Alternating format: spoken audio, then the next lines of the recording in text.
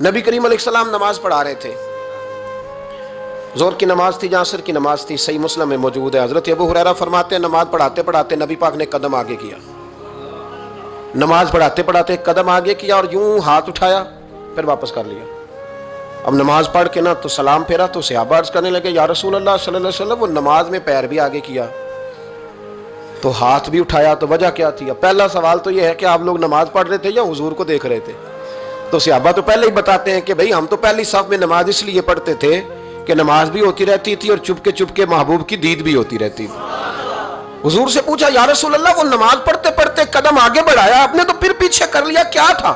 اور ہاتھ اٹھایا تو پھر آپ نے نیچے کر لیا۔ تو نبی کریم فرمانے لگے نماز پڑھاتے پڑھاتے جب میں نے کہا نا سمی اللہ لمن حمیدہ، اچانک میری نظر اٹھی تو جنت میں چلی گئی، نظر اٹھی تو جنت میں، تیرے لیے 2-4 قدم عرش بری ہے۔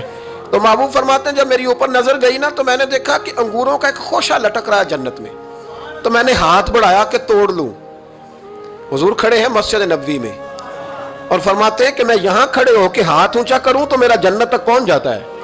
فرمایا میرا ارادہ ہوا کہ وہ خوشہ جنت کا توڑ لوں، اور ذرا میں نے پیر آگے بڑھایا ہی تھا تو میرے دل میں خیال آیا کہ جنت راز ہے تو راز ہی رہنی چاہیے، یہ راز کھول گیا تو مزہ نہیں آئے گا، تو میں نے پھر وہ ہاتھ واپس کر لیا۔ صحابہ کہتے ہیں جب نبی کریم نے یہ بیان کیا تو ہمارے چہرے نے تجسس سے کھیل اٹھے، تجسس سے ہم کوئی بات اور بھی سننا چاہتے تھے۔ تو محبوب فرمانے لگے اگر میں وہ خوشہ توڑ کے لے آتا اور تمہیں دے دیتا تم قیامت تک بھی کھاتے رہتے تو تم سے ختم نہیں ہونا تھا۔ یہ صحیح مسلم کی حدیث ہے۔ او بھائی میرے رسول کریم کے واقعہ معراج پہ شکوہ کرنا، کہنا سمجھ میں نہیں آتی کیسے گئے تھے، تو جو چاہے تو ہر شب ہو مثال شب اسرا، اس لیے کہ تیرے لیے 2-4 قدم